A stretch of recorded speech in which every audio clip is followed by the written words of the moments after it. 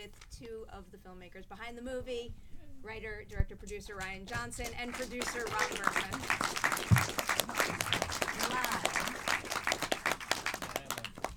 Do you see how I just forced Ram to take center stage with a very subtle maneuver? All right, so to start here, I kind of wanted to go back to the beginning of the script process, and especially the collaboration that the two of you have. Ryan, when you finish the first draft of a script, you immediately call Ram up and say, you gotta read this. And first of all, Perry, thank you for doing this, and guys, My thank you pleasure. for being here and for sticking around. I appreciate it. Yeah, I mean, usually when I finish a script, it's been preceded by many months of Ram very gently saying, how's it going? So there's no real need for me to. I think he has a sense of, he can tuned in to when I type fade out, and he knows to be ready for it. But with this one, it was what was notable about it is how quickly the whole process happened. It was I had been kind of chewing on the idea for about 10 years, and then I sat down to write it last January of 2018. And I had a first draft by June and kind of a finished draft by September, and then we had wrapped the movie by the end of the year. So it happened just kind of blazingly fast, which was crazy. I'm curious, being that this is your first time having a producing credit on the film, when you're writing, are you simply writing a good story, or does that creep in at all, and do you catch yourself writing for the resources you have? Well, yeah, no, that's something that, and Ram and I have been working together since the first film that we made, Brick, was my first feature, and so we've done everything together, and I mean, especially back at the beginning, like, that was something that Ram is really, really good at, among many other things, is anytime I start to think, God, is this too big a movie? God, is this too, are we going to be able to do this? Ram always refocuses me and just says, just write whatever is best for the story, and then we'll figure out how to do it. So from the very start, that's Ram's kind of like guiding light. Ram, do you remember any of the specific notes that you gave Ryan, or maybe what was the first initial, I don't know, not necessarily red flag, but producing challenge that you isolated the second he passed the story over to you? I got to say, there was none. You know, the script read like a roller coaster, and which is something I didn't expect, even though I knew what the idea was. And there wasn't really a red flag. The biggest question is, where are we going to be able to make the movie within the date and the schedule that we talked about that we put together in January? You know, my goal was like, I would love to finish the movie by the end of the year.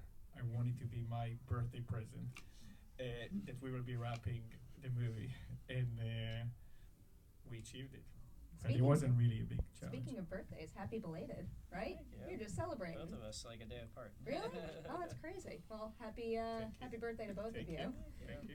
So this is a little weird, but I used to do this in college all the time, and I found it was a really great This way lead-in to is terrifying me. What's about to happen? to like kind of reflect on a day or a shoot and look back. We used to play high-low, so a high experience on set where things came together better than you ever could have imagined, and then, you know, a low day where something was a little more challenging than you had anticipated. We have no low days. No low days. There were a lot of high days. It was a really, I mean, I think that's one thing I'm really happy about with the movie is that the joy that you feel on the screen, I hope, like that you can kind of tell how much fun everyone's having, and that's especially with this film, that was a real reflection of how it was on set. It was kind of like a good vibe front to back. We were shooting in New England in the winter, so I don't know about low days, but there were cold days. And poor Ana de Armas is from Cuba, so she is not used to the cold. We kind of designed her costume so she could have many layers of thermals underneath, like underneath her crazy pants and everything. So, but yeah, we mostly just had a good time. And then it's, you know, towards the end of it, especially there's a 35-day schedule, so towards the end, kind of rushing to try and get it done was always a challenge. Speaking of Ana de Armas, who is incredible in the film, by the way, We also play another game over at Collider, and it's a movie-making version of Would You Rather, and a question that we go to often for actors is, would you rather have to fake sneeze or fake vomit in a scene? And fake sneeze sounds like the way to go, but it's very difficult to do a convincing fake sneeze, so I've gotten very wrapped up in the stress of having to fake vomit. You have her vomiting through the entire movie, so was she okay with that? And especially towards the end when it gets a little more intense. She was a champ. Anna insists on doing all her own vomiting on screen. She's a real professional. For that last thing where she vomits into Chris's face, she for her shot we had her just have a mouthful of that stuff and go bleh, and just like spit it out. For his shot, we had like a pneumatic cannon. Like the effects guy was so excited about, and Chris was like, "Are we sure this thing?" And the guy's like, "Oh yeah."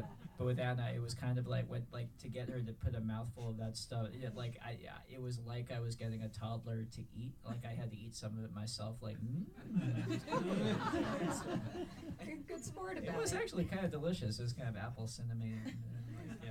With all the times we've spoken, I can't believe that I've yet to ask you about Keith Stanfield, because he is just someone that I greatly admire. He has range for days, so I'm curious, what was it about his body of work that made you say this guy is perfect for this particular role? Well, Sorry to Bother You was one of my favorite movies of that year. I thought it was just absolutely extraordinary. I'm a big Boots Riley fan on many different fronts, and I thought Lakeith was amazing in that, and also in Atlanta. I think he's incredible. He's great in everything that he does, and it was weird because this part was, I was picturing kind of like an older man playing the part. I wasn't imagining somebody Lakeith's age playing it. And when the idea of him came up, I was like, oh wow, yeah. Do you think he would do it? And sure enough, he did. And I think Lakeith, the level I think he's playing a part that like is very essential to the whole movie working. And the fact that he makes it look so effortless, to do a part that's kind of the grounding factor in this big wacky kind of movie, I think that takes a lot of skill. And I mean, Lakeith, he's just extraordinary. Yeah. He really makes everything he does look effortless, and He it makes it blows look my better. mind time and time again. I don't know why I'm surprised anymore. Yeah. Ram, I like hearing about how producing teams come together, because you two are the producers on the movies, but you also have an EP and two co-producers, all three of whom I think you've worked with a couple times before. So can you tell us a little bit about why you need that many people? What are their specialties? How does the group come together? So our EP, a guy named Tom Karnowski, he's essentially the line producer, and he worked with us on The Brothers Bloom and Star Wars. And you always want to go, if you have good experience with people, you want to keep working with them because they know you, they know how Ryan works, you know them, so it saves you so much time, A, looking for a person to do the job, and B, they know how you work, so it's just so much easier. So, and Tom is just phenomenal and great at what he does, and he knows what Ryan needs, he knows what, a lot of time line producers just thinking about how do we deliver this movie on budget and on schedule, but they don't necessarily care, they will choose to compromise. Let's lose this, let's lose certain things just so they can hit the budget, where our goal is, no, we want to make the best movie, first and foremost. So Tom is one of those guys who, he understands how we work, so he's great. And the other two co-producers are Leo and Nikos. Those two people work with us for years. Leo we met in London. He was associate producer, he was Ryan's assistant, and then we upgraded him. And Nikos has been with us since Looper. So the goal is to upgrade those people and kind of help them and grow them, let them, so hopefully one day they can produce on their own. You guys have worked together for a while. You just name dropped a whole bunch of people who you collaborate with often. I know it's different with each position on a film, but when you find a collaborator that you know you want to stick with, is there any particular pillar that stays true from job to job on a set, a quality in a filmmaker, no matter what they do, that you know you're going to want to work with? I think quality of what, clearly they have to be good at what they do, but they have to be good human beings that you want to hang with.